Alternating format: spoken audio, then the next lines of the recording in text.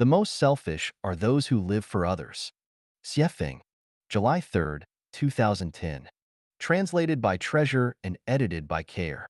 The world always sings praises for those who live for others. Therefore, the world is full of lies and deceit. Those who claim to live for others are selfish and hypocritical. They are criminals. Everything and every life must maintain its individual character. This was the intention of the greatest creator when all was created. It is wrong for the peach tree to live for the grapevine instead of producing peaches, as not only does it lose its value as a peach tree, but it also interferes rudely with the nature and freedom of the grapevine. To be a human, one should first cherish themselves and promote their own nature and personality. If not, they disobey the will of the greatest creator. Every molecule must maintain its structure. It must be selfish, or the universe will regress to its random state. Every life must struggle to maintain itself, or they would go extinct. Every person must ensure their own survival first, or the devil wins. It is a fact that very few people live completely for others, but for themselves by nature. Anyone who claims to live for others is lying and is concealing their true, selfish nature. Is there an emperor who lives for the people within his jurisdiction? No, none. Is there a parent who lives for their children? No, none. Did Christ Jesus and the Buddha Sakyamuni live for others? No, not at all. As the guide of Life Genuine, I keep myself busy with the creation of the Life Genuine era. Do I do it for others? Not at all. I do this for my own achievement. As long as the reason for living is spelled out for everyone, we find that people live for themselves. What kind of people claim to live for others? Those who are false, crafty, incompetent, and without a sense of independence. Those who are selfish and deceitful want to impose their will on others, and those who are good at lying intend to control and disrespect others. Those who put their own faults and blame on others want to use and abuse others, and they prefer to interfere with others' lives. Those are the kind of people who claim they live for others. Let everyone live for themselves, and let everyone live upon themselves according to their own nature. In such a situation, the stars will shine brilliantly, the flowers will blossom lively, and the world will be prosperous, diverse, and splendid. Why do I say those are criminals who claim that they live for others? Firstly, they burden the spirits and souls of others because people would feel a great deal of gratitude and a need to serve them, perhaps all their lives. Secondly, they rudely interfere with the nature and freedom of others and make them feel guilt and shame, so it becomes impossible for their natures to bloom. Thirdly, they disturb the program running with Tao, create social disorder, and make lies and deception popular. It is only when everyone is responsible for themselves that they live well by themselves within their own natures and by their own styles that society will be orderly, peaceful, and warm. Only those who can stand responsibility on their own can be responsible for others, and only those who are living for themselves will respect others, be considerate of others, and understand others. Only those who live well by themselves will bring pleasure, joy, freedom, and happiness to others. If you do not know who you are, if you are an imperfect person filled with jealousy, ego, resentment, complaints, anger, and aggression, then what can you possibly bring to others? How can you live for others? If you are unable to even deal with your own issues of life and are unable to smooth away your own trouble and pain, then what can you do for others and how can you live for others? Xiefeng advocates for everyone to be responsible for themselves first, live for themselves first, consider themselves first, live well by themselves first, and not to consider the feelings of others or lose yourself for them. Would it lead to a social disorder? Facts speak louder than words. In the second home life pattern founded by Life Genuine, nearly 100 people live together and everyone lives according to the above standard. Do not bother with others or regard other people's business, and I will not help unless help is asked for. We just consider ourselves first. How has this practice gone on for more than 9 years? Everything is in order, everyone is happy and free, and we are living in a peaceful and sociable paradise. People who want to confer benefit on society should live for themselves first, and people who want to commit sin should live for others. 知识不是力量。Knowledge is not power. Xiefeng, October 11th, 2017. Translated by Treasure and edited by Care. Knowledge is a combination of the experience and cognition accumulated by our social and productive practical activities. One can possess a wealth of knowledge, which means that they possess the foundation to gain power, but no matter how much knowledge they have, it does not mean that they will ever have power. It is like a library which has abundant knowledge but no power. From the point of storing knowledge, a person's brain is only like a library. Knowledge is power is from Meditation, written by the 17th century British philosopher Francis Bacon, which teachers delight in using to arouse students' learning interest at school. As a result, students blindly believe that as long as they learn their lessons well, which are set by schools, and as long as they grasp that knowledge, they will have the power to achieve their own pursuits and ideals after they graduate. Knowledge comes mainly from our sense organs. However, in the view of the Greek philosopher Protagoras, human is the measure of everything. This was refuted by Francis Bacon, who wrote that it is a great mistake to conclude that our limited sense organs measure all things. In other words, it is wrong to judge and measure all things and all forms from the limited knowledge that our sense organs can provide. Consider a scenario in which a sexy young girl with a middle school diploma is standing next to a more mature, older lady with a doctorate degree, and both are in front of an interviewer. Which one is more likely to arouse the man's rich imagination, alter his mood, and motivate his intense vitality? If it is the young girl, that is because knowledge is not true power, since even beauty can have more power. It is reckless and dangerous to believe that knowledge is power. Not only is it a cognitive misconception, but also a thinking one. For example, to accept that when a son is grown, he takes a wife, and when a girl is mature, she finds a husband, as a life knowledge is bound to bring anguish and suffering throughout their whole lives. This knowledge has led people to make such common mistakes for thousands of years, but which accomplish no good. Some more are. There are three forms of unfilial conduct, but the worst is to have no descendants. Filial piety is the most important of all virtues. Lewdness is the worst of all sins. He who does not endure hardship cannot stand up to others.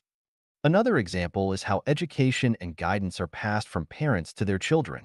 Can a parent's knowledge conduct and educate their children with both a full range of healthy spirits, minds, and bodies, as well as the ability to lead their own independent lives? Most fall very short. When great changes take place in objective knowledge, but we stubbornly insist on applying our traditional knowledge, we will certainly be rebuffed. Look at various religious dogmas and concepts. As they feel a loss of power, they become reactionary, resist social development, and impede natural human liberation. In fact, prejudices and fallacy are knowledge. What are the benefits of such knowledge? None. Our most powerful intellectual force is the power of flexible and tactful thinking. I believe firmly that Albert Einstein's power came not from his knowledge, but from his thinking. How would I perceive the universe if I were riding on a beam of light? Those who read more and get more diplomas and more experience, but form rigid ways of thinking, have rarely been found to wield much power. Lasting power comes from neither knowledge nor from powerful economic strength and national defense forces, but from sincerity, kindness, virtue, love, faith, and honesty. Sincere deeds have power, kind behavior has power, things of virtue have power, love is a powerful force, honest quality has power, people who keep their words and their faith have power. Conclusion. Knowledge must be learned and accumulated, but knowledge has limitation, danger, and can be reactionary. Never believe blindly that having knowledge is synonymous with having power. Rather than spending your precious time on chasing knowledge, you would be well advised to concentrate your efforts on sincerity, kindness, virtue, love, faith, and honesty. For those are the people who will enjoy lasting power. Meanwhile, take pains to develop your way of thinking by never spending time and effort reciting your former knowledge, or stubbornly judging and adapting to a changing, living reality with dead, prejudicial knowledge. 思维要一种法力，Thinking is a magical power. Xiefeng, August 16, 2005. Translated by Treasure and edited by Care. Sun Wukong was pressed for more than 500 years at the foot of the Five-Element Mountain, but after the Tang priest took the post away from the top of the mountain with Om Mani Padme Hum, he was able to break out. It seemed that the weight of the post was more than that of the five-element mountain. So what was the post, and how did it have such great power? Some people cannot be crushed by great hardships or difficulties, but when their hopes are dashed, they will collapse easily. Some people who are unaware that they have a horrible disease can live happy lives every day, but once they find out the truth, they become paralyzed from the knowledge. There was a young boy in my village of about 11 or 12 years, and every time he crossed a bridge on his way home from school, he would scream with a pale face, even in the daytime. We eventually discovered that the reason for this behavior was that he had overheard some adults in the village talking about ghosts without heads residing under all small bridges. People's casual words controlled his thinking like a spell. The above are extreme examples. In fact, our thinking is more or less confined by some incantations. Consider the 8 kinds of suffering described in Buddhism: birth, aging, illness, death, encountering enmity and hatred, separation from a loved one, inability to attain what is pursued. The 5 aggregates. These all result from our conventional thinking, but none would exist if we would embrace unconventional thinking. All laws, regulations, concepts, ethics and behavioral rules, authoritative theories and sermons, religious regulations and rituals, scientific theories and methods, and exemplary models and habits are magical powers that constrain our thinking. These magical powers benefit the maintenance of social stability greatly, but they also bind our minds, and ordinary people can never be freed from them any more than fish can be freed from water. What are magical powers? They are informational waves that restrain people's thinking. When their energy is greater than the energy of our own conscious informational waves, then we are controlled by them. Thinking is a magical power. Thinkings of God, Buddha, great people, and great scientists are all magical powers which ordinary people can do nothing about unless their wisdom and thinking abilities exceed them. Thinking seems to be invisible, traceless, and illusory, but it can actually change the developmental directions and forms of objects, transform the intangible into the tangible and the tangible into the intangible, and interfere with a person's conventional thinking. 人与人的特殊关系会毁掉前程。Special relationships between people will ruin their lives. Xiefeng, March 15, 2019. Translated by Qinyu and edited by Care. How many times have we watched quietly the sunrises and sunsets in our lives, and how many times have we listened to the sounds of wind and insects while standing in a courtyard on an evening with a full moon? How many times have we observed carefully the sprouting of grass and the blooming of willows? When distant mountains are hazy and the green hills are dark, when water is gurgling and blue waves are rippling, when wild ducks flutter and mandarin ducks play in the water, when light rain drizzles or heavy rain beats the plantains, have we ever melted our bodies and souls into nature and felt an unforgettable experience and taste of oneness with nature, oneness with all things, and everlasting, eternal joy? Where has our time gone? What on earth are we doing in this world? Were it not for the deep experience of the meaning of life, then what are we hurrying for all our lives? When flowers fall and beauty becomes old, death separates them forever. The palaces of Qin and Han are now but grazing land for cattle and sheep. Who cares for the cold and lonely west wind? Yellow leaves rustle down by my closed windows facing the sunset. I am lost in memories. Do you not see the mirrors bright in chambers high, grieving over your snow-white hair that once was silk black? How much worry can you have? Just like a river of spring water flowing eastward. Why are we busy all day? Who are we busy for? Are we not colonizing a snail's horn, competing for a flash in time? Is it not that, down in the plain and up on the mountain, all of nature's boundless glory is their prey? But when they have sipped from 100 flowers and made honey, for whom is this toil? For whom is this nectar? Is it not that my clothes hang loosely on my emaciated body, but regrets I have none? It is because of her? Is it not that the young know nothing of woe? To write verse, they feign a throw? Broken walls where foxes sleep, deserted platforms where rabbits walk, all were places of singing and dancing in those days. Yellow flowers covered with cold dew, withering grasses looming in mist, all belong to the battlefields of the old times. When we are old and weak, looking back on the past, will there be regrets? Who took away our teenage time? Who killed our youth? Who made our middle age toil around? Who made us full of sorrow after the age of 60? The answer is that it was those with whom we had special relationships. They were our parents, children, grandchildren, husbands, wives, friends, lovers, brothers, sisters, buddies, and the rest. Whoever made us worry about, think about day and night, hard to sleep, hate but could not rid ourselves of, and so on. All the people who have had special relationships with us. It is they who have made our lives miserable and distressed, who made us restless and fighting day and night, who forced us to remain on our guard day and night and tremble in fear, who forced us to break the law, take risks, and made us unable to eat or sleep. Think carefully.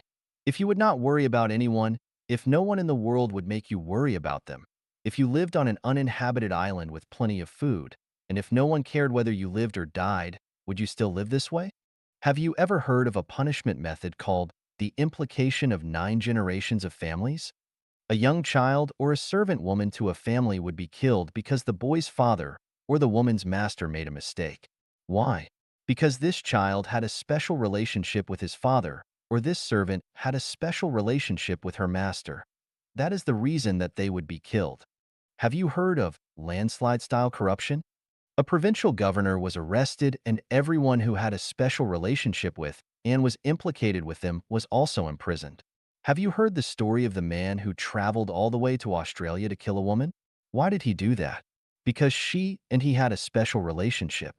Once you have a special relationship with someone, their food, clothing, shelter, transportation, life, aging, illness, death, love and hate, frustration and adversity, violations of the law and nightmares, sighs and groans, and pains and itching will all be closely related to you and involve your mood and state of mind to affect your future. Why do people yearn for life in heaven? Because in heaven, there are no special relationships between people. People in the thousand-year world never know who their fathers are, and after spending a few years with their mother, they never see them again. There are no relationships between brothers and sisters, no need to make friends, and no need or possibility to form relationships. People in the 10,000-year world have no biological parents. On the celestial islands continent, no special relationships exist between any two individuals. People are keen to build relationships, develop connections, forge friendships, bond with lovers, and form buddies, but in my opinion, they are looking for trouble, pain, anxiety, and sorrow. In a word, they are looking for death, the death of life in the kingdom of heaven. That is to say that once a person begins to form special relationships with others in their consciousnesses and actions, whether they are of emotions or interests, the person will gradually drift away from heaven. Then, is there any way or mechanism to make everyone live happily and beautifully without having special relationships? Yes. Were this not so, I would not dare to say this, but I am also afraid of being scolded by people. 促人奋进是魔鬼的伎俩。Pushing people to forge ahead is doing the devil's trick.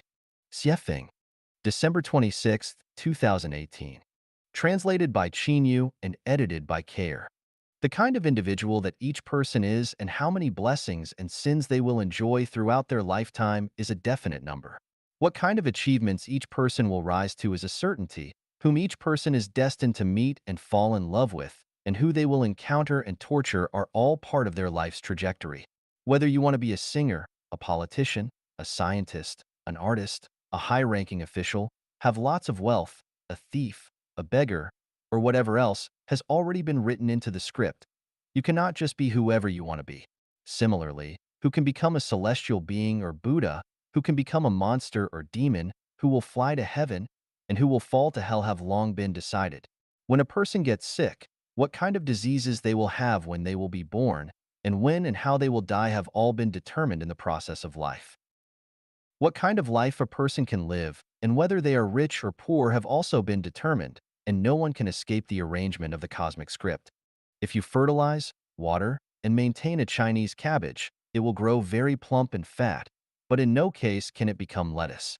Feed a sheep more grass and grain, and it will grow fat, but it will never become a cow. Do not bother with a giraffe's neck, it will grow long naturally. Do not tell lions how to catch zebras, they will figure it out. Do not teach mice how to dig holes, they are born to dig them. prompting people to forge ahead, encouraging them to achieve things, teaching them how to become successful, grooming them to become officials and make fortunes, instigating them to glorify and illuminate their ancestors, to be outstanding, and so forth are all like teaching hens how to crow or asking bulls to produce milk. Not only is it useless, but it is also the same as compelling a woman to engage in prostitution. Its profound meaning is, go to your death, work hard to die. Look, the grave is not far away, run to it quickly. So, promoting people to forge ahead is a devil's trick. According to Apple Daily, more than 260 officials and corporate executives over the last 5 years have taken their lives by shooting themselves, cutting their wrists, drowning themselves, hanging from beams, jumping off buildings, and lying on rails. All these people were successful and outstanding. But what were their results? Had they been allowed to choose their path again, would they still work so hard to become so successful? Can we see how their past hard work was actually leading them to their deaths? Do you think that the higher an official's rank, the happier and freer they will be? Do you think that the more money they earn, the more freedom and happiness they will enjoy? Do you think that becoming the chairman of a board or a president is joyful? Do you think that the more powerful and capable people you associate with, you will have a better and more satisfactory life? Wrong. The more you possess, the more troubles and pains you will have. Barefoot people and those who wear high-class leather shoes, who are happier? Children with bare butts playing in the mud and those who practice hard, dress in fashionable clothes, and play pianos on stages, who are happier?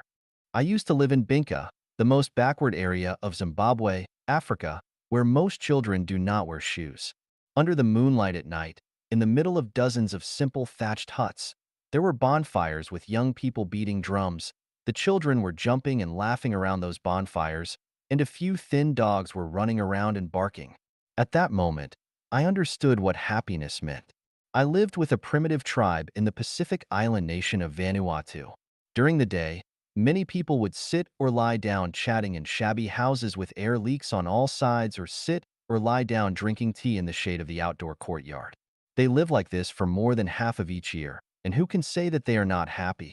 It is said that a wealthy person once came to relax in a seaside resort. They saw a fisherman lying on the bow of his boat every day enjoying the sunlight after having caught only a few fish. The wealthy vacationer felt that this was a waste of good time, so they showed kindness and went to teach the fisherman how to succeed. They told the fisherman that he should hurry up every day to catch and sell more fish, and then if he got enough money, he could form a fishing team to catch even more fish, and then he could set up a fish processing factory. In this way, in a few years, the fisherman could become wealthy and successful. The fisherman asked, "What would I do if I become wealthy?" The rich one replied, "When you have money, you can come to the beach to enjoy your vacation like me."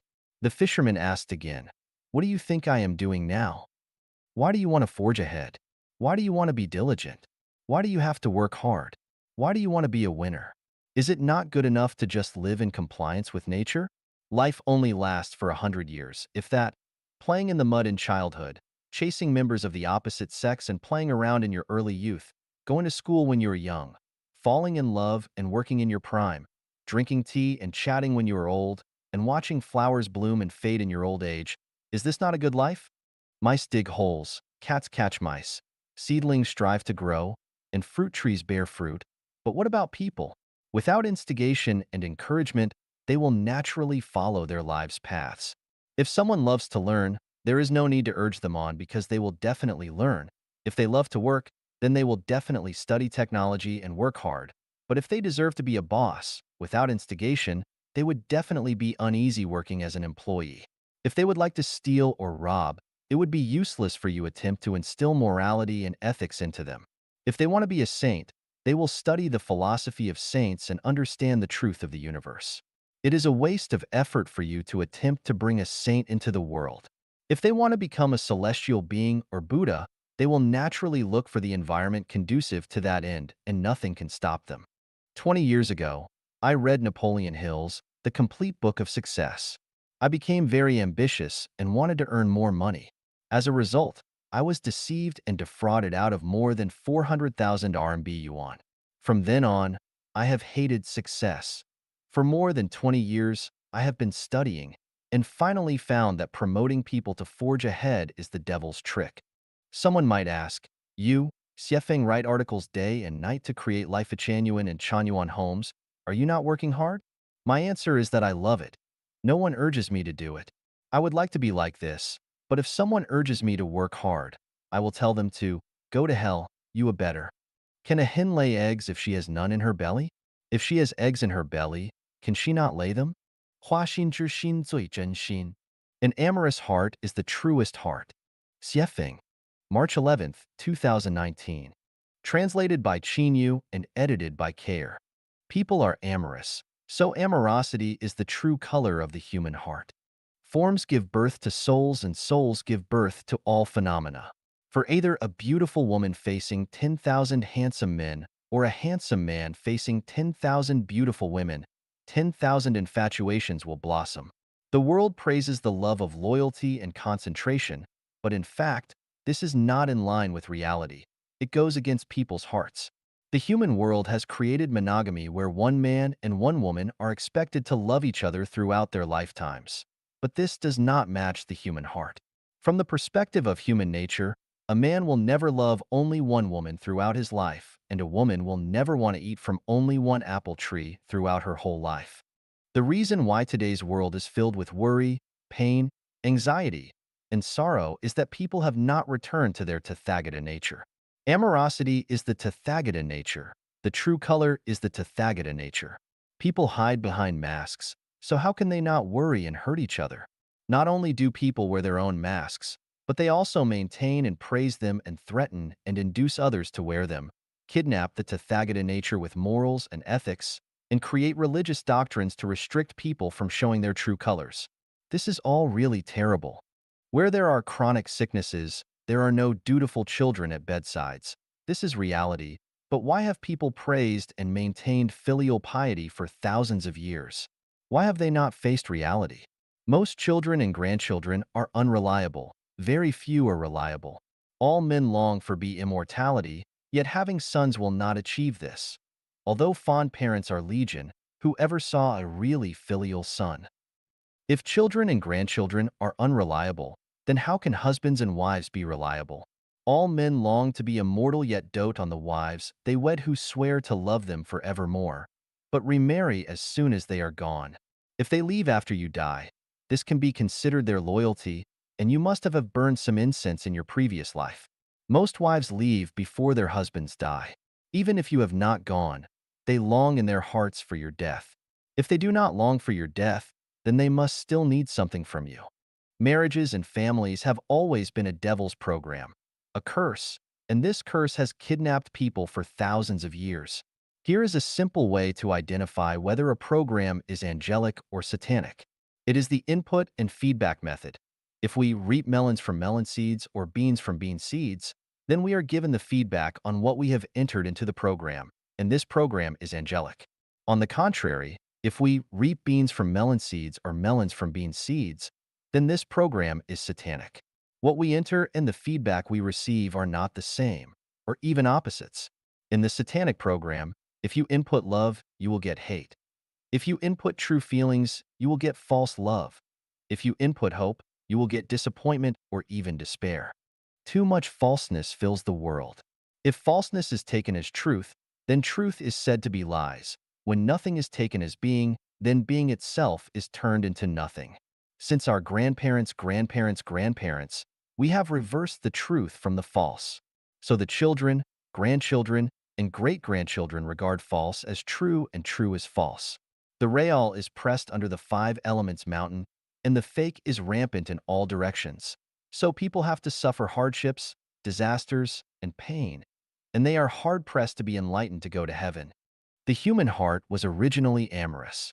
The so-called, I will love only you for my entire life, is a lie and a scam which exists for short times under certain circumstances, but when those circumstances change slightly, the fox's tail will be exposed. The man who says that when he is poor and helpless is telling the truth, but if says the same thing after his social and economic status improve dramatically, then he is lying and deceiving. The same is true for women. It is impossible to love only you for my entire life, because human hearts are amorous. If a bright and eye-catching flower blooms only for Zhang San, but it wilts immediately when seeing Li Si, Wang Wu, and Zhao Lu, then I want to ask you if it is still a flower? No, it is not, but rather a monster's spirit. Are people still human if they smile when they see a certain other person, but immediately cross their eyebrows when they see other people? No, they are not humans but evildoers. What men are indifferent to beautiful women?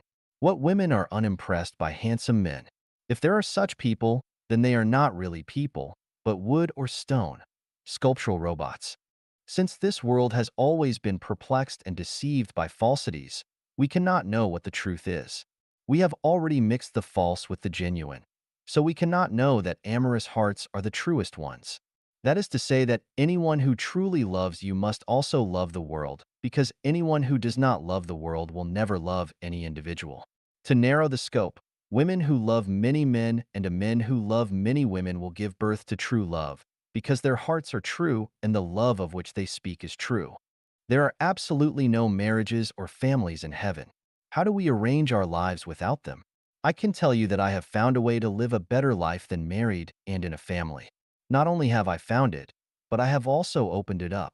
We are all expected to live paradisical lives on earth, and not only that, but also have a chance to go to the real paradise. I have designed a game of being a groom every day and a bride every night for everyone. The game will be launched soon. If you participate in it, then you will definitely find that amorous hearts are the truest hearts. 意识决定存在。Consciousness determines existence. Xiefeng. Translated by Qinyu. Edited by Peter. Whether existence determines consciousness or consciousness determines existence is a type of watershed between materialism and idealism. Human beings have not yet had a correct understanding of this issue until now. Jumping to a conclusion rashly will definitely cause confusion in people's minds.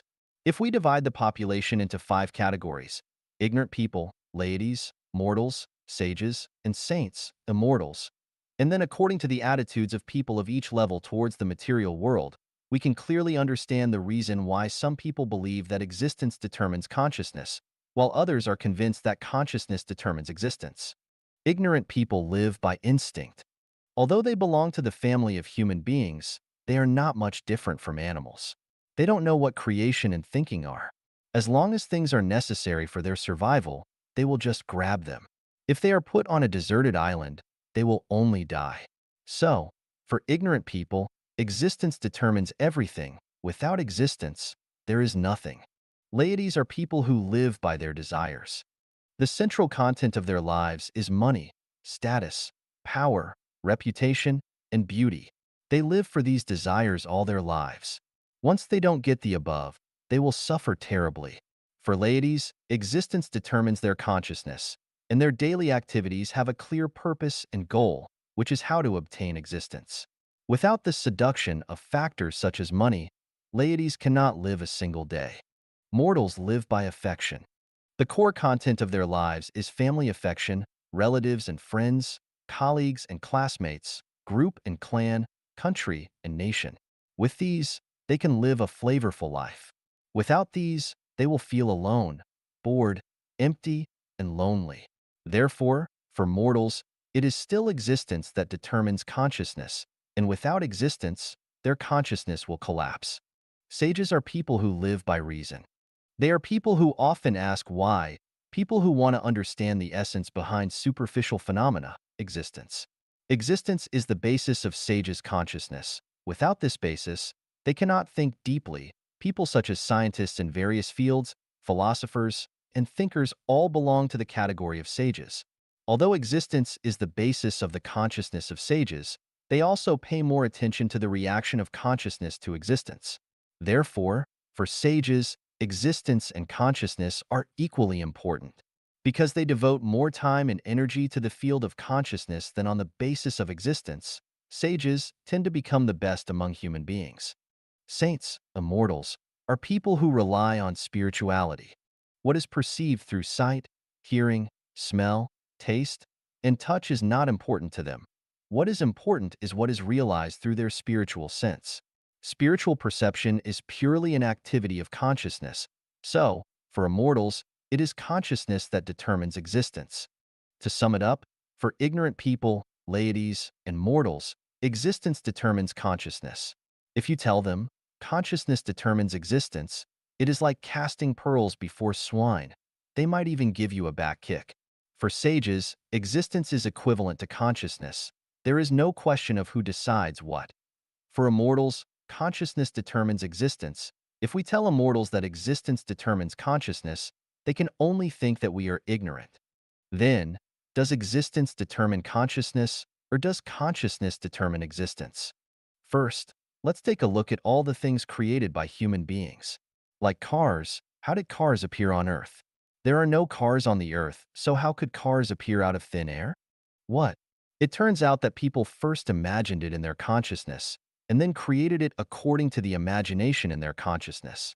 How did the first house appear on the Earth? What? It is also people who first imagined a house structure and then recreated it according to the imagined structure. How did fashion become popular? What?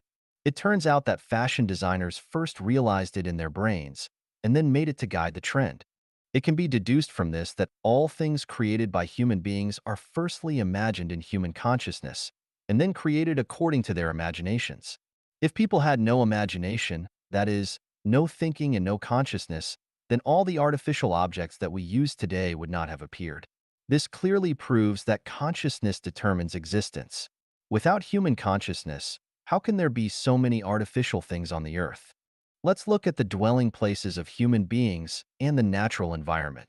When we enter someone's home, someone who loves to be clean and tidy, we see that the tables, chairs, and beds are arranged in an orderly manner. Whether it is the pictures on the wall or the flowers cultivated on the windowsill, they all give people the feeling of being natural, harmonious, beautiful, and suitable. Why is this happening?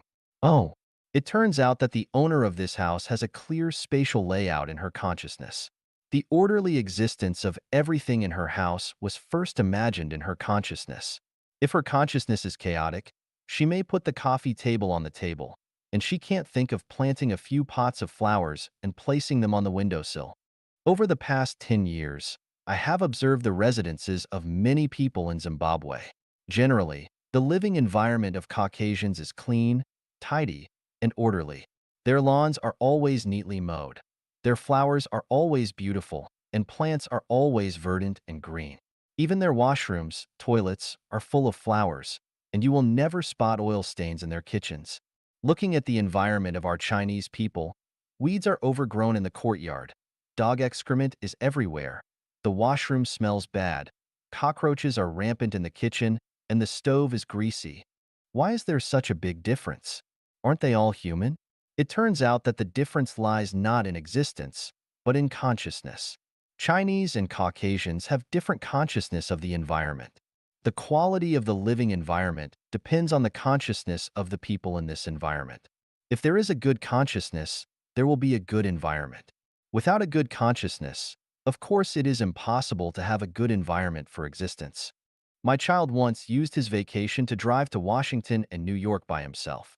I asked him on the phone, "What is your biggest impression after seeing New York?" Unexpectedly, he replied, "New York's Chinatown is too dirty and messy. It does not match the civilization and prosperity of New York." Can it be that existence determines consciousness? If a Chinese has lived in China from beginning to end, it can be barely said that the existence of the dirty, disorderly, and bad surrounding environment leads to the dirty, disorderly, and bad living environment of his own. But after we came to a beautiful country, where the existence is beautiful, why does the environment change when we live there? Isn't it that our consciousness determines our existence? Suppose we Chinese exchange with Japanese and Germans. We all live in Japan and Germany and let Japanese and Germans live in China. Within 50 years, China will become the most beautiful and graceful country in the world, while Japan and Germany will become too dirty, disorderly, and bad countries. Consciousness determines existence, and what kind of consciousness is there, there will be that kind of existence. If everyone is belligerent, the world will be in a constant state war. If everyone loves peace, how could there be wars? Consciousness determines existence. Look at Islamic mosques, Christian churches, and Buddhist temples. Their architectural styles and shapes are quite different. Why? Because the consciousness of designers and builders is different from each other. Consciousness determines existence. When comparing the urban layouts of Harare, the capital of Zimbabwe, and Beijing, the capital of China, Harare's commercial, industrial, and residential areas are clearly separated, with a distance of at least 1 kilometer from each other, while Beijing's commercial, residential, and industrial areas are almost intertwined. The reason for the formation of this pattern of existence is that the British and the Chinese have different consciousness of people, and it is the different consciousness that determines the different urban layouts. Consciousness determines existence. When comparing the wearing and the style of dress of women during the Chinese Cultural Revolution and the wearing and style of dress of people at this present stage, from the perspective of time and space, they are definitely two different worlds. During the Cultural Revolution, women did not bother to perm, dye their hair, draw their eyebrows, and put on lipstick. Even their clothes were mostly yellow, gray, and blue. Skirts and high-heeled shoes were absolutely not allowed. About their breasts, they would find ways to press them tightly to their chest. If you budged a little, people would look at you differently, and you would be regarded as a hot, foxy spirit descending on the world, a symbol of restlessness and flirting. Look at today's women, one by one. They are more enchanting and beautiful, with all kinds of postures, styles, curvaceous beauty, sexual beauty, and temperamental beauty that is fully displayed, living out their individuality, freedom, and elegance, as if all the fairies in heaven have descended to the world. The reason why different eras have different ways of dressing is that people in different eras have different consciousness, and it is the consciousness of different eras that determines the existence of those different eras. Consciousness determines existence. Why is the population of the United States growing more slowly than that of China and India? Why do couples with higher IQs, who are richer, and with higher education levels have fewer children, while poorer, less educated couples have more children? Why can a man have several wives in some countries and regions, while most countries and regions can only be monogamous? Why could a couple in our previous generation have many children, but we can only have one child at this stage of China? Aren't all these differences determined by our human consciousness? Consciousness determines existence. Why are most of the Nobel Prize winners Americans? Why is there not a single Nobel Prize winner from mainland China? Are Americans so smart and Chinese so stupid? The main reason is that Americans and Chinese have different consciousness. If you want to eat hamburgers, you will definitely not make noodles. If you want to eat chicken, you definitely won't put pork into the pot. The reason is so simple. Do we still doubt that consciousness determines existence? Consciousness determines existence. Why do the political systems of various countries in the world differ from each other? Why does the President of the United States only serve 2 terms at most, while the presidents of some countries can serve many terms? Isn't it their existence determined by the national consciousness of various countries? How was the Earth born? How did the plants and animals on Earth appear? Isn't this determined by the consciousness of the greatest creator? Not long ago, I read a review article. Its general meaning is to criticize the only children in China at this stage for being ambitious, unrealistic, greedy for enjoyment, and for their wishful thinking. The article also mentioned a college student who had not yet graduated describing his long-term plan. I want to go to the United States and build a villa in a small city with beautiful mountains and rivers. I want to have a green lawn, a private swimming pool, and a Mercedes-Benz.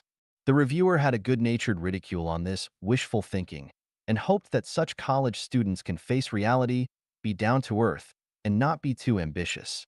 In my opinion, this commenter is an outstanding representative of the idea that existence determines consciousness. His thinking is still in the narrow field of material existence.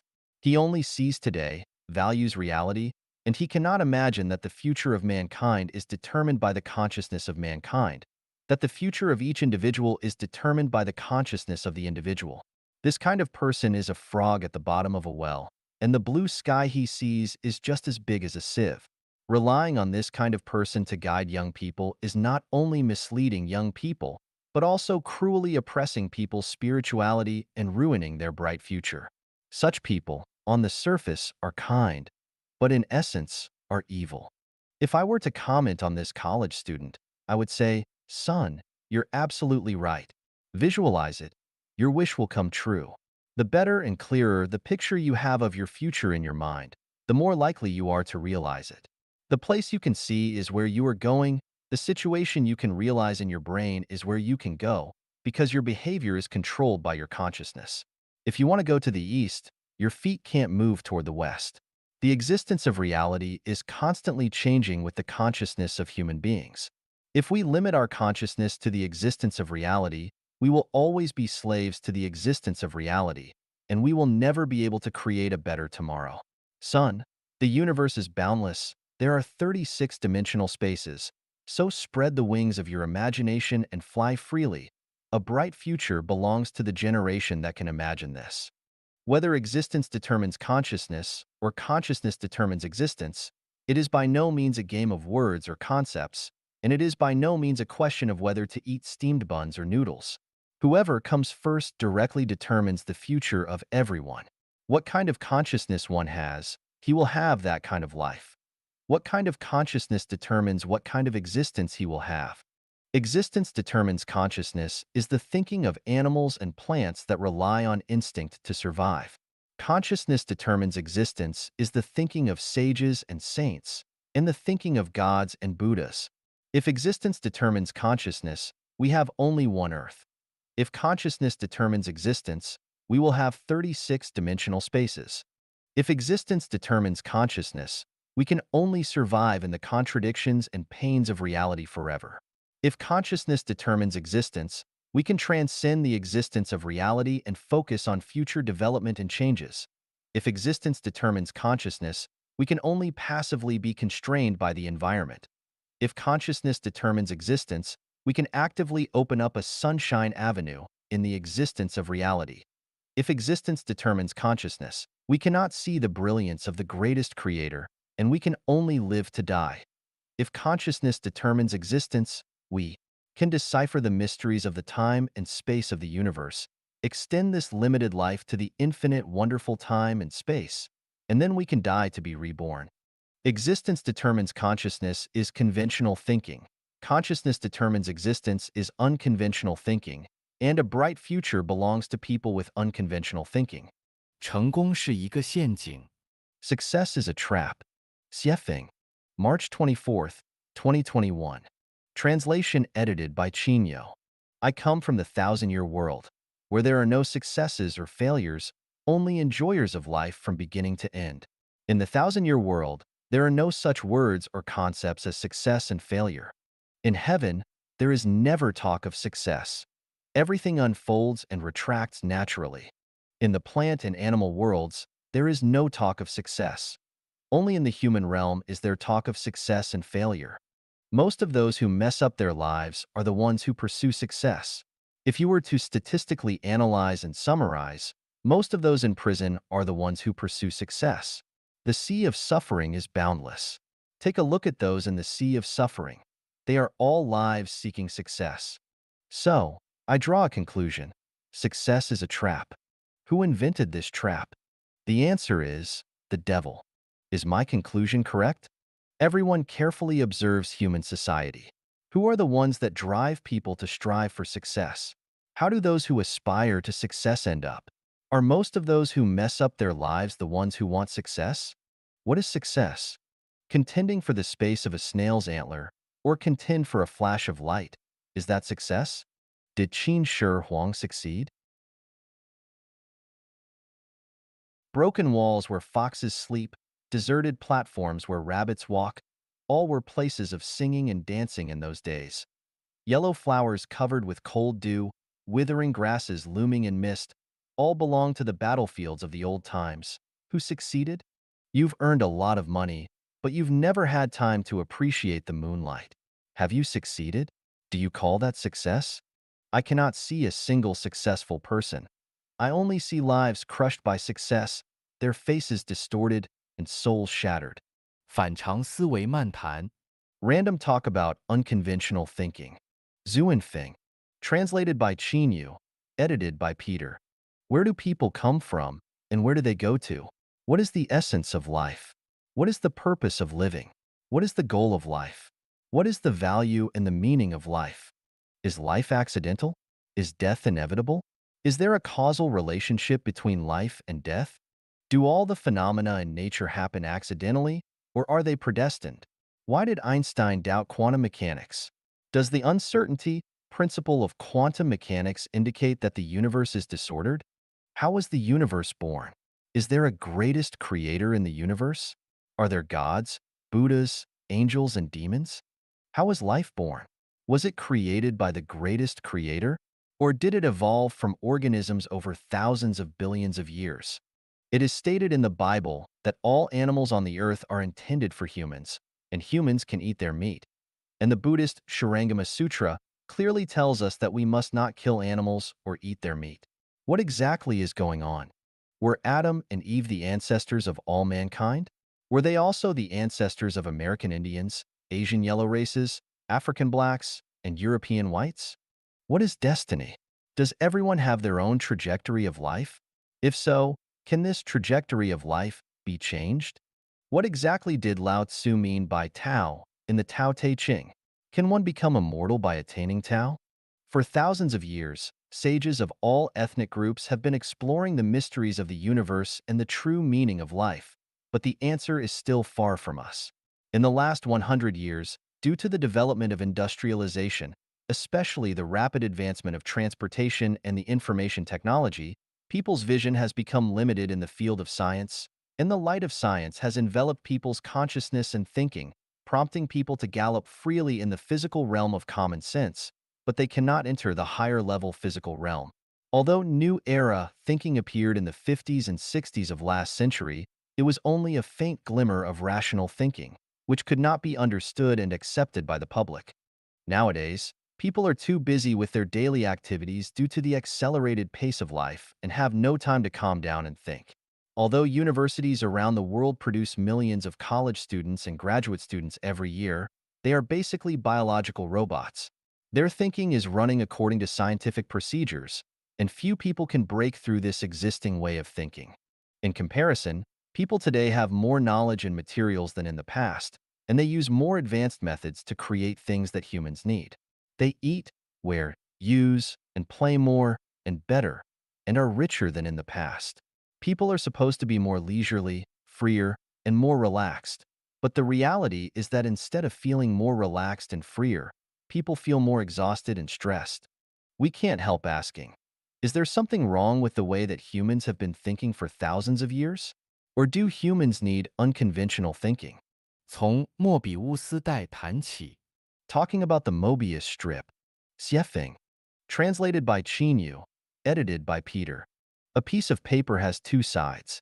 If an ant is placed on the front of the paper and is not allowed to turn over the edge of the paper or bite through the paper, how can it easily and unconsciously climb from the front of the paper to the back of the paper and reach any point on the paper? From the perspective of conventional thinking, this is absolutely impossible, but someone has solved this problem. He is the German mathematician August Ferdinand Mobius. Mr. Mobius' solution is twist one end of the paper 180 degrees and stick it to the other. At this point, the ant can freely climb from the front to the back and from the back to the front. This is the Mobius strip. The Mobius strip is the result of unconventional thinking. What seems impossible with conventional thinking is easy with unconventional thinking. So, what is unconventional thinking? Unconventional thinking is a paradox of conventional thinking, a reverse thinking that goes against the usual way of thinking. For example, the Empress Wu Zetian ordered flowers to bloom, which was described in Flowers in the Mirror. Conventionally speaking, only winter plums will blossom on cold days, and the rest of the flowers should be sparse on dead branches, and they should be withered, but Wu Zetian went beyond the norm and ordered, all flowers must blossom overnight. Don't wait for the morning wind to push you. As a result, except for peonies, all the flowers grew overnight. At dawn, the fragrant flowers were in glorious bloom, and the Chuanfang Garden and Shanglin Garden were verdant and pleasing, full of beautiful spring scenery. What is normal to one nation is contrary to common sense and unnatural to another nation. For example, the order in which British, Americans, and Chinese write addresses is a kind of unconventional thinking, such as British and American, 38, Cosbill Street, Columbia District, New York City, United States. China, United States, New York City, Columbia District, Cosbill Street, number 38. For another example, when people die, their loved ones will cry to express their sorrow and sadness, but some nations use laughter to express sorrow. At funerals, some ethnic groups consider it respectful to wear white clothes, while others consider it respectful to wear black clothes. The secular view holds that one is born to pursue enjoyment, while most religions, especially Buddhism, believe that one is born to suffer. Traditional science believes that space and time are absolute. Space is like a box, matter is a particle in this box, and time passes evenly. Modern science believes that space-time depends on the distribution of matter itself, and space-time is curved. Common sense believes that chicken feathers can fly in the sky, but iron blocks cannot fly in the sky, but today's reality shows that iron blocks, weighing tens of tons, can also fly in the sky. It was previously thought that any number could be represented by the ratio of two integers, but later it was discovered that some numbers, such as irrational numbers, could not be represented by the ratio of two integers. After the establishment of the theory of real numbers, the discovery of ethereal imaginary numbers was confusing. What is considered impossible in conventional thinking is easily solved by unconventional thinking. Topology is a kind of unconventional thinking.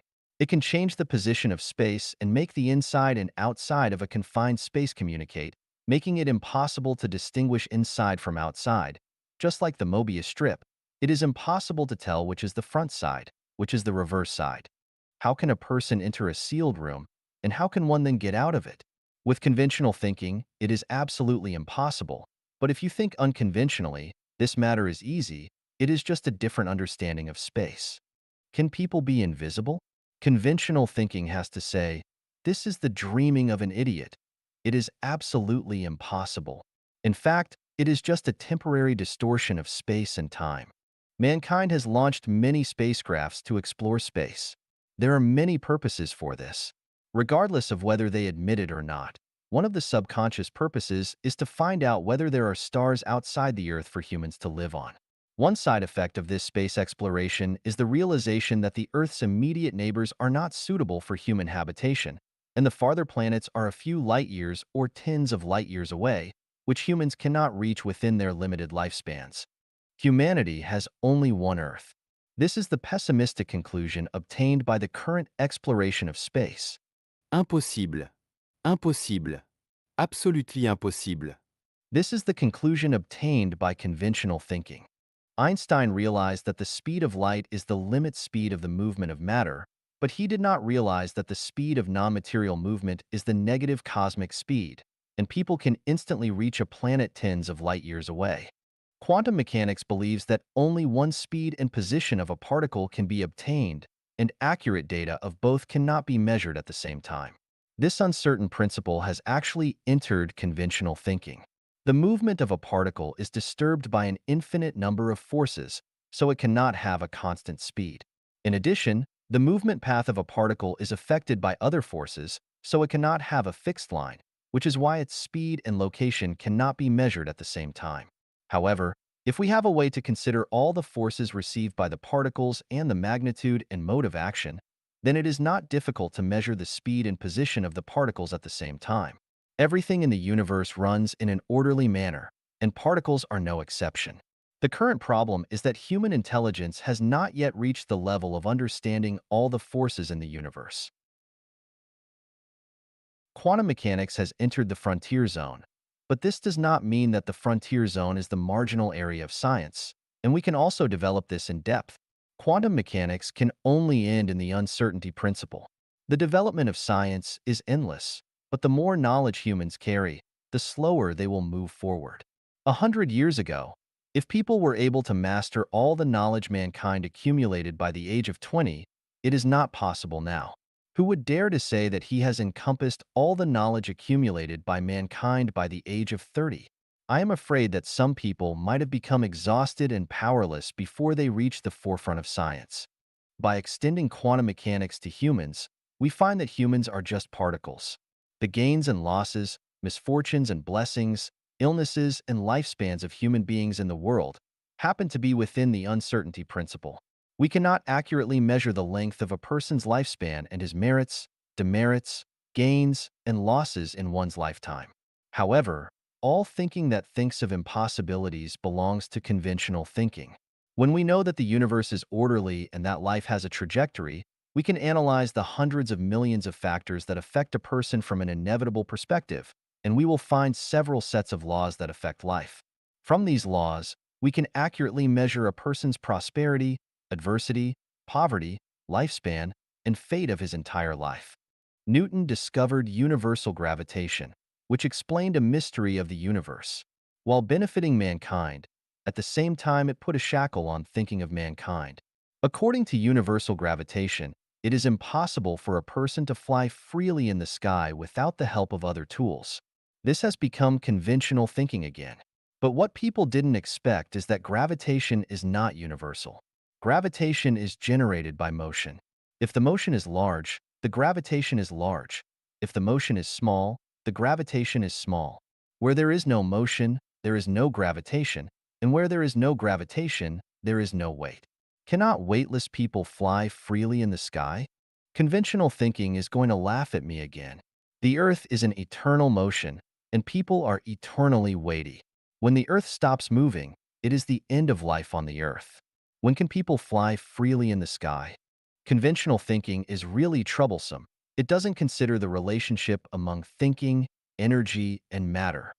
Fax and email must be true, right? The technology of cloning can't be said to be fabricated, right? Is the fax or email we receive the same as the original? And is the cloned animal similar to the original one? All material things are just a matter of molecular arrangement, order, and structure. If the genetic structure of a pig is arranged in the order of a human genetic structure, then the pig will speak a human language. Could this be false?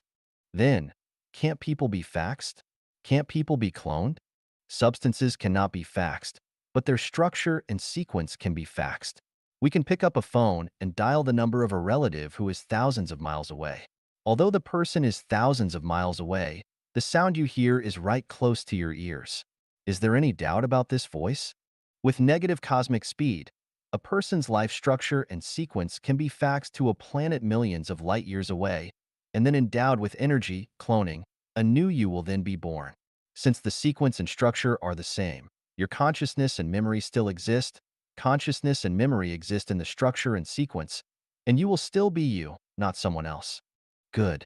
Since the Earth can't restrain us, and space distance can't obstruct us, then, can motion restrain us? Let's not talk about absolute motion, but relative motion. On the COMC, while sitting in a ship's cabin, if we don't look out of the window, can we feel motion? There will be no feeling of motion at all.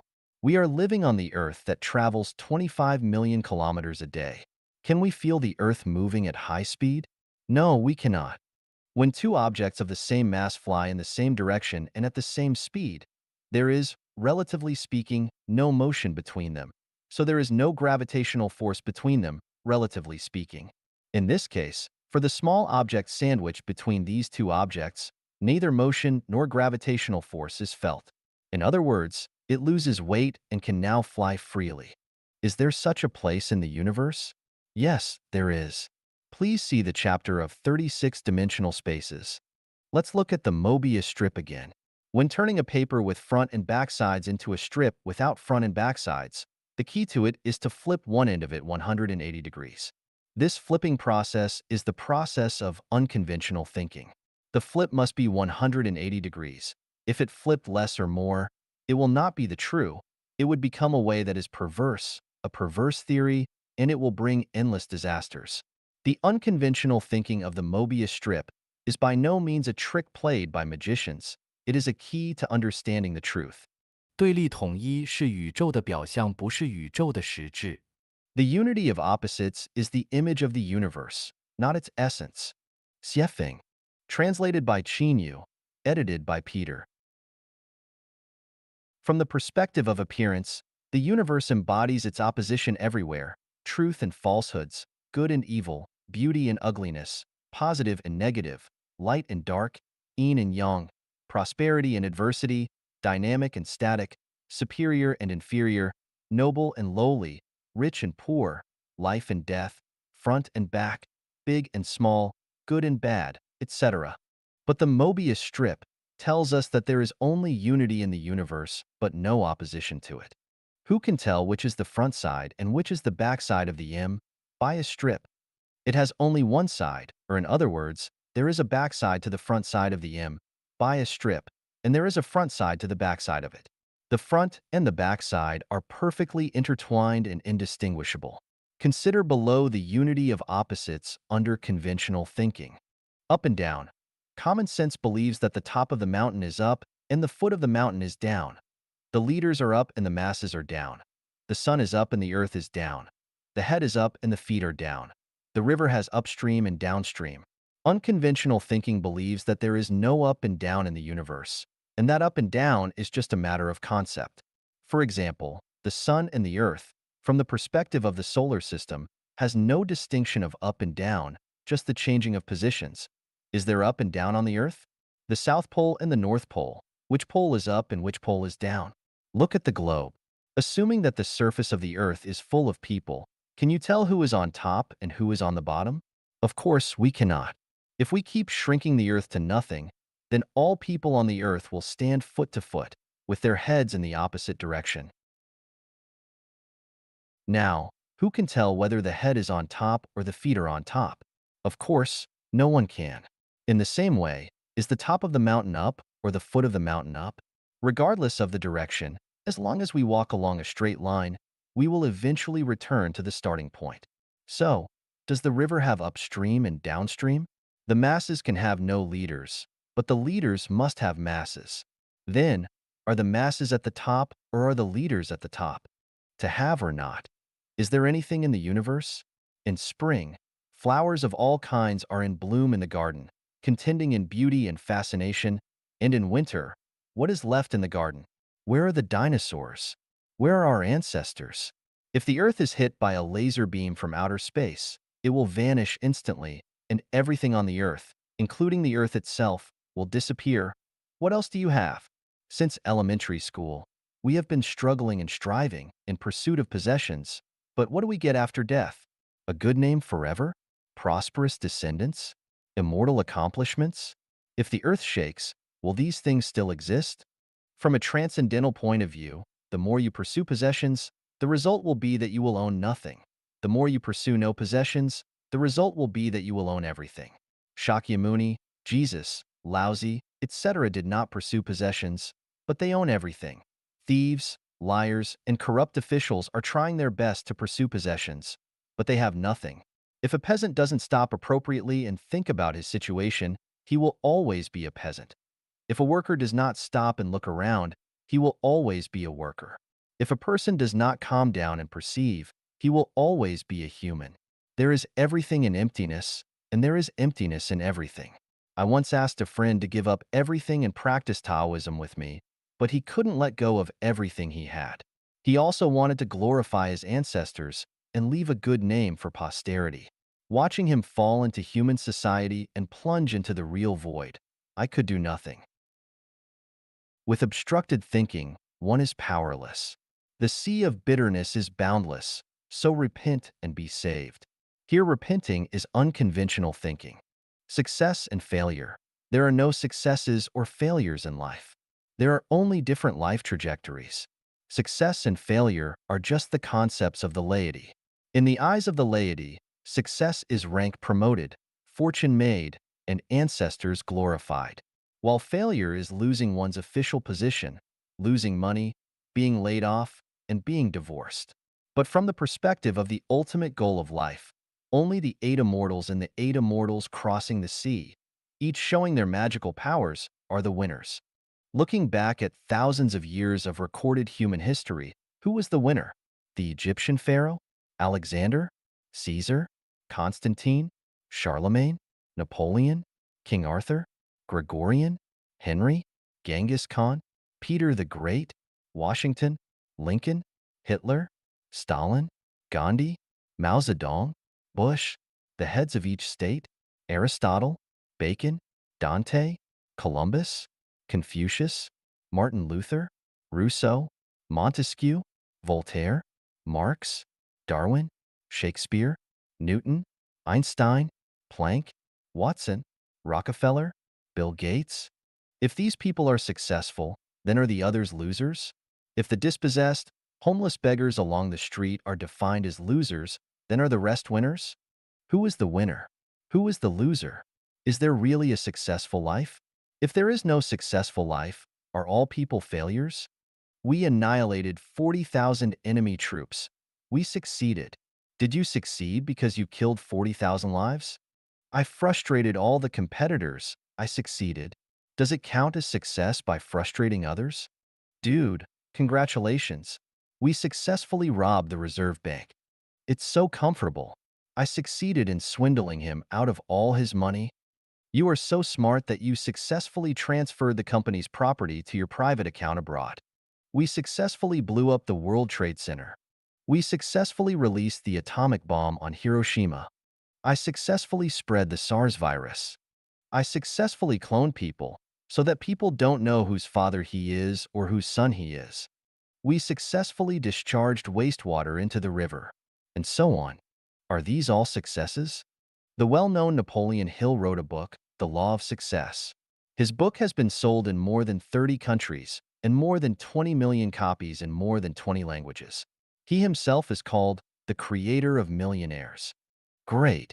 It's really great. But someone once said, walk along an impeccable line of reasoning. Everything is normal. But at the end you suddenly find yourself caught in a dilemma. I wonder if Mr. Hill has come to the end and found himself in a dilemma. The law of success teaches people how to succeed.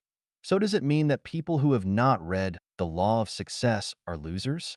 At what level is one considered successful? How much wealth does one need to have to be counted as successful? How many bank robberies does it take to be considered a success? How many times can piracy be considered a success? How many rivers should one pollute to be considered a success? How much money should one embezzle to be considered as a success? How many children should one have to be considered as successful? How many multinational group companies does one need to establish to be considered as successful? If one side of a piece of paper is success and the other side is failure, then if this piece of paper is turned into a Mobius strip, how do we distinguish between success and failure? Gains and losses. Gaining is losing. Losing is gaining. The more you gain, the more you lose. The less you gain, the less you lose. Without losing, you will gain nothing. Without gaining, you will lose nothing. From middle school textbooks, we know the theorem of indestructibility of matter. Strictly speaking, it is not called the theorem of indestructibility of matter. It should be called the theorem of indestructibility of energy. Matter has birth and death, while energy is eternal in the universe. Energy is conserved, that is, the energy in the universe is a definite number. Energy will neither increase nor decrease. As the energy on the Earth increases, the energy on the Sun decreases, the temperature of water increases, and the amount of fuel is reduced. The more one experiences in life, the shorter one's life becomes. The more wisdom one has gotten, the whiter one's hair will be. Energy is a definite number, so what else is a definite number in the universe? Within the current range of the solar system, the time sequence is a fixed number. The 24 solar terms of the lunar calendar set by Chinese sages, beginning of spring, rain, awakening of insects, spring equinox, Qingming, grain rain, start of summer, lesser fullness, grain in ear, summer solstice, minor heat, major heat, start of autumn, end of heat, white dew, autumn equinox, cold dew, frost descent, start of winter, light snow, heavy snow, winter solstice are fixed numbers. The five elements, metal, wood, water, fire, and earth, and heavenly stems and earthly branches, Jia yi bing ding wu ji gung xian ren kue, and zi cho ina meo chen si wu wei shin yu su hai, and the 12 animal signs, rat, ox, tiger, rabbit, dragon, snake, horse, sheep, monkey, chicken, dog, and pig, corresponding to each year, month, day, and hour are all definite numbers. The method of choosing the day of good fortune and bad fortune in the art of becoming invisible, Taoist magic, which was calculated from the primordial 8 trigrams by Wenwang of the Zhou dynasty and was later used by Jiang Zia, Zhang Liang, and Zhuge Liang is a definite number. The Earth's moving trajectory and rotation speed are fixed numbers. The waxing and waning of the moon is a fixed number. The ocean's ebb and flow is a fixed number, women's menstrual cycles are a fixed number, and the lifespan of animals and plants is a fixed number. An elephant will not live 300 years. A poplar tree will not grow for 300 years. The dry and rainy seasons in Zimbabwe are fixed numbers. The mineral resources and water volume on the Earth are fixed numbers. The number of hairs a person can grow is a fixed number. The ratio of height to the maximum distance between the two middle fingers is a fixed number. The number of legs and the number of heads a human has is a fixed number. Springs have an elastic limit, steel has a fatigue limit, various objects have a limit of motion, animals and plants have a growth limit, and all artificial products have a maximum service life. No matter how good the car is, after running for a certain number of kilometers, it is bound to be eliminated and scrapped. Within a certain altitude, the temperature at which water boils is a fixed number, and the temperature at which it freezes is also a fixed number. The ignition point of various substances is a fixed number. The saturation of various compounds is a fixed number. The composition ratio of various colors is a fixed number. The traveling speed of sound is a fixed number, and the frequency of the sound that humans can hear and the wavelength of the light that human eyes can see are fixed numbers. Everything within the range of rational numbers is a definite number. The amount of money, the length of life, the height of rank, the size of influence, etc., are all within the range of rational numbers, so they are all fixed numbers. Everything about humans is within the range of rational numbers, so everything about humans is definite. Everything that changes with time and space is within the range of rational numbers and is definite. Is everything in the range of irrational numbers not definite? The most famous irrational number is pi. Pi equals 314,159,265,3589. The other is the golden ratio phi. Phi equals 1.618033988874989484821. These are two of the infinite mysteries of the universe that ordinary people know. But where is their ending? Are they also limited by time and space? As a Chinese Taoist saying goes, heaven's secrets should never be revealed. Secular people use this sentence to keep secrets. In fact, the essence of this sentence refers to the development trend and definite number of things within the scope of irrational numbers. Long-term unconventional thinking can lead to one's spiritual transcendence. After transcending the regular ethics, one can realize many heavenly secrets. Heavenly secrets can be leaked. The key is to whom should they be leaked? Jesus taught us, "Do not give that which is holy to the dogs, neither cast your pearls before the hogs." The Yellow Emperor's Hidden Talisman Classic says, after realizing the heavenly secret, virtuous people will settle down and practice it, while the villains will get carried away and act rashly and even ruin their destinies. The Tao Te Ching said, the main path, Tao, heavenly secrets, is easy to walk on, yet people love the small bypaths. He who knows does not speak. He who speaks does not know. Those who understand the secrets of heaven know the art of non-action, but if they reveal these secrets to ordinary people, it will lead to the downfall of unwise individuals who act recklessly and perish prematurely. Chu An Chu.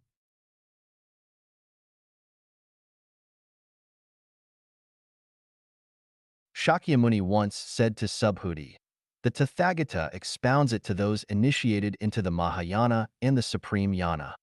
Those who take delight in the Hinayana, Theravada, and hold the view of an ego, a personality, a being, and a life, cannot listen to, receive, hold, in mind, read and recite this sutra and explain it to others. The heavenly secret is not forbidden to be divulged.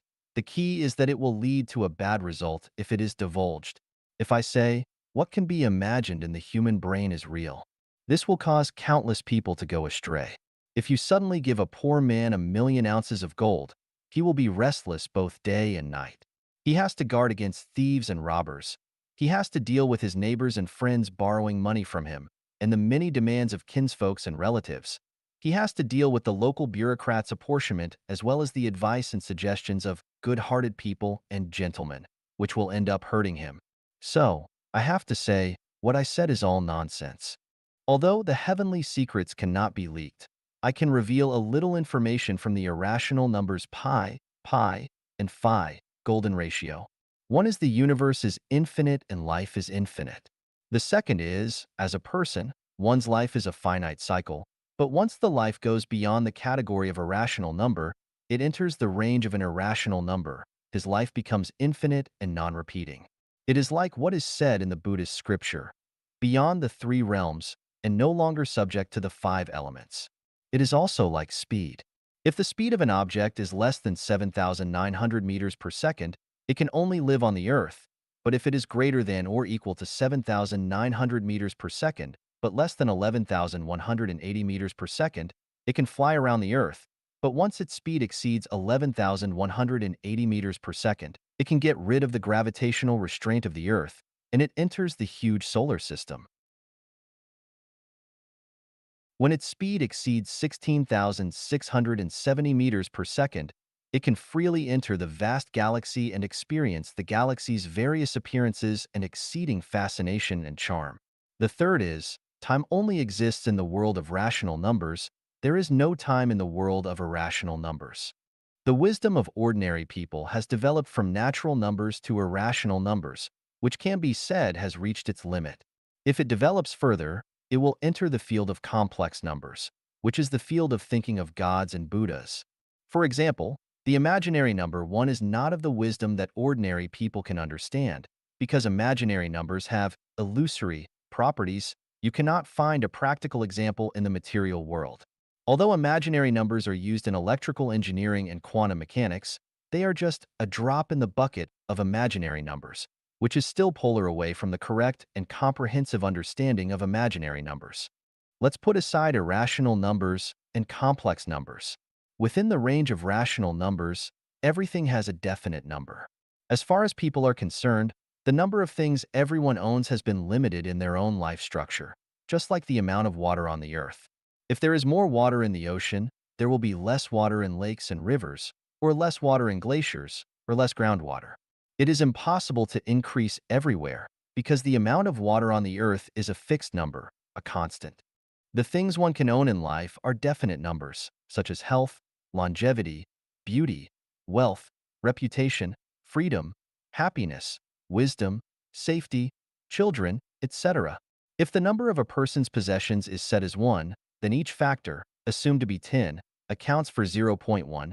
These factors are all on a very sensitive polyhedral seesaw. When beauty is greater than 0.1, the amount of health will be less than 0.1, or the share of reputation will decrease.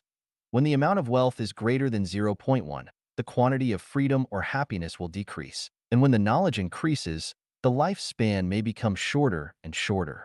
In a word, if one factor increases, the other or several other factors will decrease, and the total amount remains unchanged at 1. The definite number of people cannot be limited to a few years, decades, or hundreds of years, otherwise, your understanding will go astray. Some people may use examples from real society to deny this theorem and ask, how do you explain a person who became a high-ranking official and made a fortune, has many wives and concubines, lives a long and healthy life, has a good reputation, and has many children and grandchildren? This involves the transformation of time and space and life structure. God Jesus said in the Sermon on the Mount, "But woe unto you that are rich, for ye have received your consolation." Luke 6 verse 24.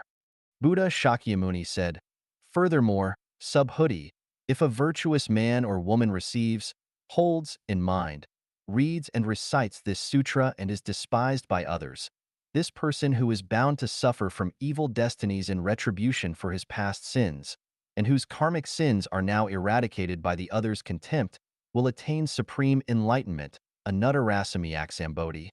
Diamond Sutra, Chapter 16. Karmic obstructions can be purified. Immortal Laozi said, when one is about to take an inspiration, he is sure to make a previous expiration. When he is going to weaken another, he will first strengthen him. When he is going to overthrow another, he will first have raised him up. When he is going to despoil another, he will first have made gifts to him. Tao Te Ching, Chapter 36. To sum up the teachings of gods, Buddhas, and immortals, it means that if you get more in this life, there will be less in your next life. If you suffer in this life, you will enjoy happiness and blessedness in the next life. If you are overspending from your bank account, you will have no money to use at critical times. If Tao wants to restrain you, it must first expand you. To weaken you, it must first strengthen you. To discard you, it must first make you prosper. To take away your blessings, it will first give you temporary enjoyment. In short, no matter where you go, what you own will always be one. In my opinion, those who are rich and powerful are very poor, and their prospects are very worrying, while those who are suffering, although their lives are extremely difficult, their prospects are very splendid. This is the paradox, which is hard to understand because of the lack of examples in reality.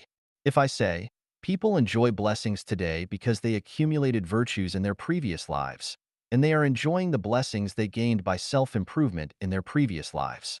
It is hard for people to believe it because few people know their own past life and future life, let alone other people's past lives and future lives. Without unconventional thinking, we cannot make the connection between the past life, the present life, and the next life, just like we can't organically combine the front side with the back side. The most valuable and meaningful life is one where you give more and enjoy less. People may be unfair to you, but heaven, the greatest creator, never will. Above, I only gave examples of oppositions of up and down, having and not having, success and failure, gain and loss, from which we can see that opposition is the appearance of the universe, while unity is the essence of the universe.生死是表象，生